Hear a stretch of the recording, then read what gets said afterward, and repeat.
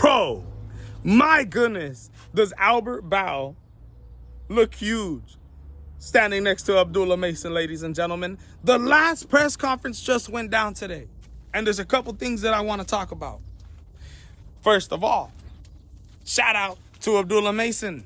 This guy, bro, I just want to put it like this. If Xander Zayas was fighting at the lightweight division and was going up against Albert Bow,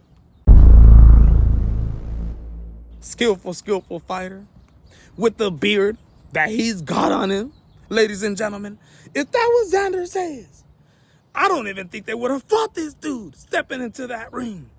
I think they would have made a big deal about it before the walkouts even happened. You know for a fact, Xander Zayas would have appealed to have Albert Bow's beard shaved. But shout out to Abdullah Mason for showing that don't matter. That you can have as long of a beard as you want. But when it comes to the fight, I'm going to show you why it don't matter. Now, at the end of the day, if Abdullah Mason ends up losing this fight by a half inch, y'all know that boxing is a game of inches, right? If he throws an uppercut and that motherfucking beard cushions the face of Albert Bow, I know they definitely gonna be regretting this choice. But because, hey, compared to Jerome Boots Ennis, ladies and gentlemen, it's double the size. That's a huge beard by Albert Bow. But who cares? Says Abdullah Mason. So shout out to that man. Now, not only does that dude, is carrying that in with an advantage, if you want to call it that. Some people say, oh, it brings out a different illusion. Sometimes you don't know where the chin is. Sometimes, scientifically, it cushions it up. Abdullah Mason don't give a about none of that, right? Not only is Albert Bow going into there with that big beard, but the man looks like he should be fighting in the goddamn light heavyweight division. I mean, my goodness. 6 foot tall Albert Bow on less than 2 weeks' notice, facing off with Abdullah Mason, 5'9". The only thing that Abdullah Mason got going for him when it comes to the body is the reach advantage. Surprisingly, Abdullah Mason got a 1-inch reach advantage on Albert Bow, which is definitely going to be important. Albert Bow, who was fighting at the 130-pound division, fighting at the 135-pound division in that lower weight class. My goodness, was he having an advantage against these guys, and he still got an advantage at the 135-pound division. His size, right? How much y'all thinking Albert Bow is rehydrating to, ladies and gentlemen? I mean, so I watched them face off at the press conference today, and I say to myself, what a goddamn task this is for Abdullah Mason. The man deserves nothing but respect. Albert Bow is so skilled. I'm talking about pull counters, movement, ring IQ, lateral movement, forward, backward, check left hooks, keeps his left hand down, which we're going to talk about right now, which I think is one of his worst defensive flaws. Keeps that left hand down, though, sometimes, to kind of bait you in. Takes a step back, hook, counter, boom, boom. Lateral movement. Albert Bow, I've seen this man try to, press the issue, come forward, take control of the ring in that type of aspect. But the majority of time, Albert Bow is skillfully striking from the outside, using his height, using his reach most of the time, and using his technical footwork. Albert Bow, like I said, don't have the most knockouts on his record. It's one of the reasons why Top Rank dropped him. Well, his contract expired and they didn't re-sign him. Because, he's not the most eye-catching fighter. I'm talking, me watching him, I know what I'm watching. He's skillful, bro. And to me, that's exciting. But to the majority of fans, people want to see a come forward, vicious guy who's just exciting as hell. And people always felt like, you know, Albert Bell wasn't really like that. The man was absolutely avoided as well.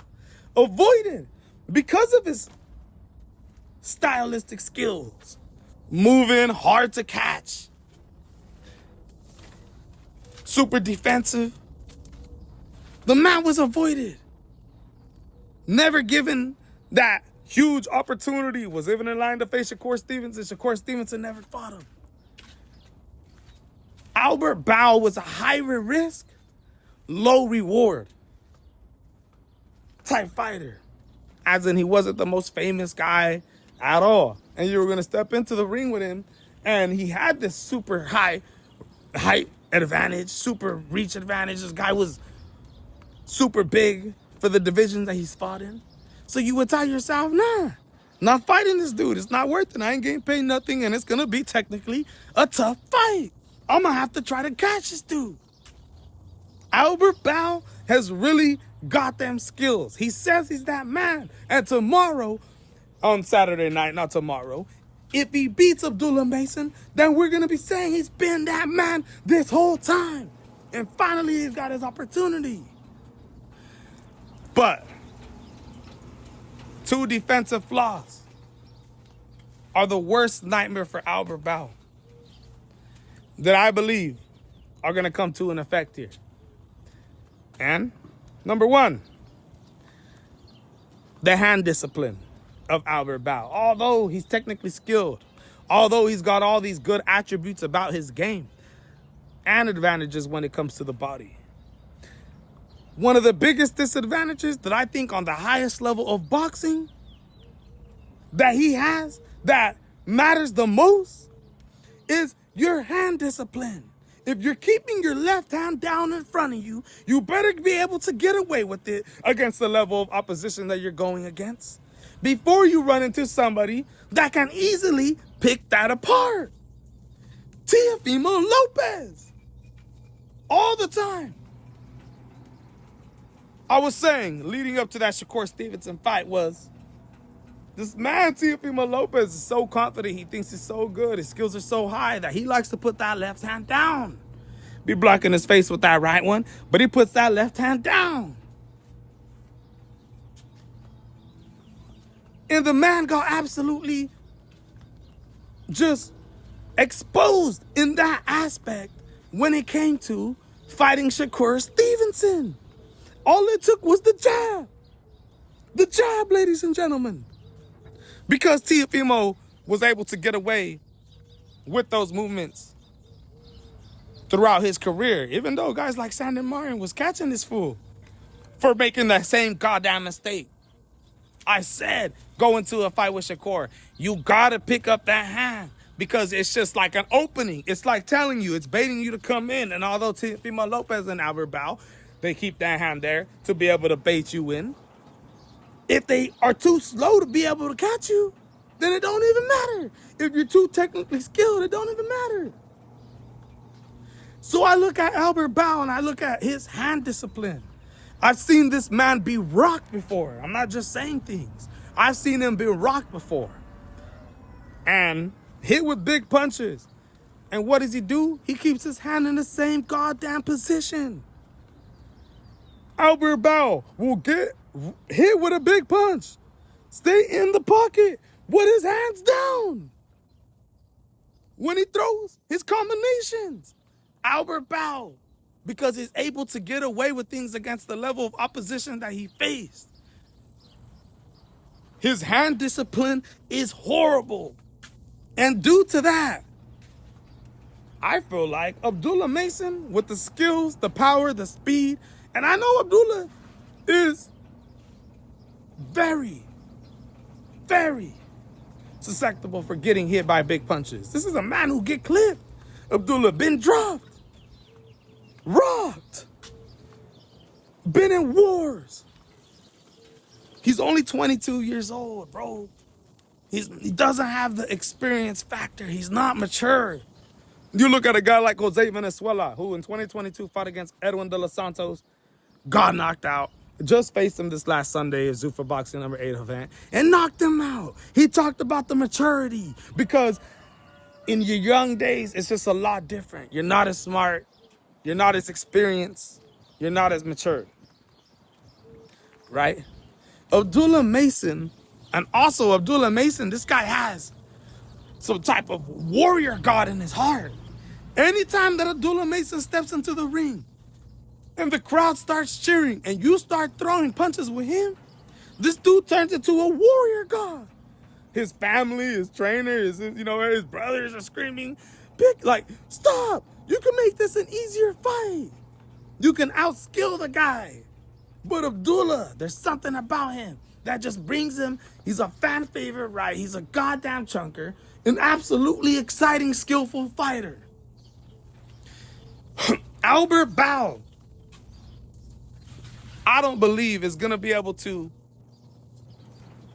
sit on the punches and trade with Abdullah Mason in the middle of the ring and last with this man. I believe it's gonna be of Albert Bow utilizing what he always utilizes, and that's his skills. Moving back, lateral movements, jab, right hook, left hook, counter, uppercut, pull back, counter, pull back, right hand, boom. Jab, jab, from the orthodox position. But I look at Abdullah Mason, and with the technical flaw that Albert Bow has by not keeping that left hand up from the orthodox position, Abdullah Mason is southpaw. He's already closer to Albert Bow's left side, which he ain't protecting. That void, he ain't protecting it. And although, yeah, he can try to, catch you coming in, the same way Abdullah was catching Sam Noakes coming in, Albert Bow's going to be looking for those type of counters against Abdullah Mason. If Abdullah ends up, making this a warrior fight, which I believe he will. Skill for skill, I think, Albert Bow, he's a skillful fighter. We're going to find out. We're really going to find out this Saturday if he's really what the man says he is. But if he is skill for skill, this is going to be a tough fight for Abdullah Mason. But I think Abdullah makes this a ferocious fight.